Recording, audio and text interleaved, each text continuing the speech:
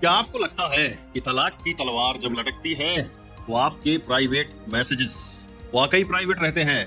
तो आप गलत सोच रहे हैं। आज हम इस बात का पर्दाफाश करेंगे कि कोर्ट में आपकी digital life out of bounds नहीं है। आपका पुराना ईमेल, व्हाट्सएप चैट और यहाँ तक कि आपकी जीपीएस लोकेशन भी तलाक के मामले में एक बड़ा सबूत बन सकती है। यह मत भूलिए, आज के समय में तलाक का केस सिर्फ कोर्ट रूम तक सीमित नहीं है। यह आपके phone, laptop, social media profile तक फैल चुका है।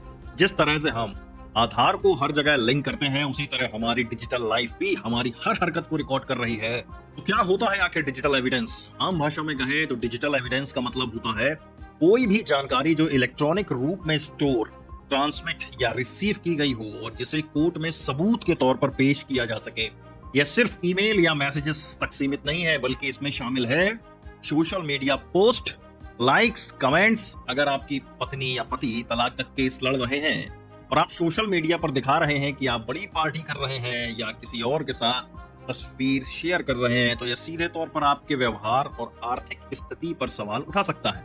मैसेजिंग एप्स जैसे व्हाट्सएप, टेलीग्राम, इन चैट्स में हुई बातचीत, चाहे वो धमकी हो, पैसे की मांग हो या किसी और के साथ अफेयर का सबूत हो, कोर्ट में पेश की जा सकती है। जीपीएस मतलब लोकेशन डेटा, आपकी लोकेशन हिस्ट्री ये साबित कर सकती है कि आप कहां थे और किसके साथ थे। यह एविडेंस अक्सर बेवफाई के मामलों में इस्तेमाल होता है। ब्राउजिंग हिस्ट्री और ऑनलाइन शॉपिंग, आपकी सर्च हिस्ट्री ये दिखा सकती है कि आप किस तरह की जानकारी ढूंढ रहे थे और आपकी ऑनलाइन खरीदारी से आपकी आर्थिक स्थिति का अंदाजा लगाया जा सकता है। यह सब डेटा कोर्ट में ऐसे ही पेश नहीं किया जा सकता। इसके लिए एक खास प्रक्रिया अपनाई जाती है जिसे इलेक्ट्रॉनिक रिकॉर्ड्स की प्रमाणिकता मतलब ऑथेंटिसिटी ऑफ इलेक्ट्रॉनिक रिकॉर्ड्स कहते हैं।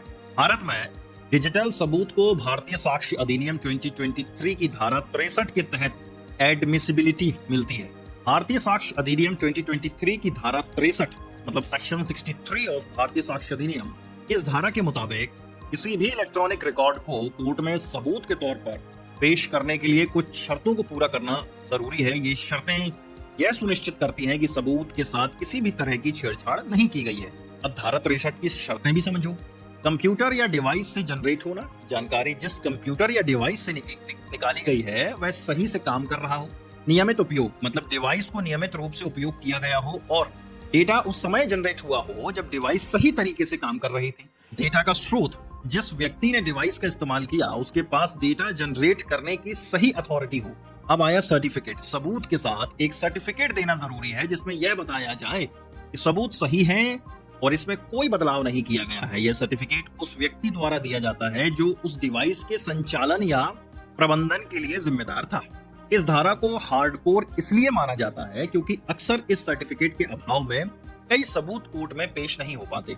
इसी वजह से कई मामलों में व्हाट्सएप चैट या ऑडियो रिकॉर्डिंग को कोर्ट ने सबूत मानने से इनकार कर दिया है। तो अपनी डिजिटल प्राइवेसी कैसे बचाएं? अगर आपको लगता है कि आपके और आपके पार्टनर के बीच हालात बिगड़ रहे हैं तो तुरंत कुछ कदम उठाना बहुत जरूरी है। सोच समझकर पोस्ट करें। आपकी सोशल मीडिया पोस्ट, लाइक्स और कमेंट्स पर नजर रखें।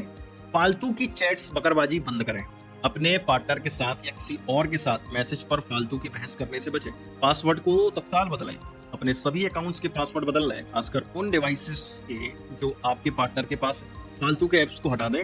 अगर आपने किसी पार्टनर के साथ लोकेशन शेयरिंग एप्स या अन्य ऐसे एप्स का इस्तेमाल किया है तो उन्हें तुरंत हटा दें।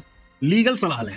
किसी वकील से या हम जैसे किसी भाई से सलाह लें कि कौन सी जानकारी आपके खिलाफ इस्तेमाल हो सकती है। कोर्ट ने आखिर राहत क्यों देती है और क्यों नहीं देती है ये भी समझते हैं। कई मामलों में कोर्ट ने डिजिटल सबूतों को स्वीकार किया, जैसे कि जहां व्हाट्सएप चैट या ईमेल से बेवफाई, मानसिक क्रूरता या पैसे की मांग का ठोस सबूत मिलता है। ऐसे मामलों में जहां सबूत धारा 63 की सभी शर्तों को पूरा करते हैं, कोर्ट एक्सेप्ट करती है और राहत देती है। लेकिन दूसरी तरफ कई मामलों में कोर्ट राहत नहीं देती क्योंकि सबूत में कोई सर्टिफिकेट नहीं होता या वे छेड़छाड़ वाले प्रतीत होते हैं। तो अब एक केस में एक पति ने अपनी पत्नी के व्हाट्सएप चैट का स्क्रीनशॉट पेश किया, लेकिन कोर्ट ने उसे सबूत ही नहीं माना क्योंकि वह धारा 63 के तहत प्रमाणिक नहीं थी। अब यह एक महत्वपूर्ण सीख है। देखो, कि सिर्फ डेटा होना काफी नहीं है, बल्कि उसका सही तरीके से पेश होना जरूरी होता है। तो दोस्तों याद रखना, आपकी डिजिटल लाइफ अब सिर्फ आपकी नहीं है। आपके हर क्लिक, हर मैसेज, हर पोस्ट और कानून की कड़ी नजर है। आज के इस वीडियो से यही सीखते हैं दोस्तों कि जब भी आप अपनी डिजिटल लाइफ में कुछ भी करें तो यह सोच कर करें कि शायद यह एक दिन कोर्ट में पेश किया जा सकता है और आपको पेला जा सकता है। कानूनी प्रक्रिया को सही तरीके से समझना और डिजिटल दुनिया में सावधानी बरतना बहुत जरूरी है।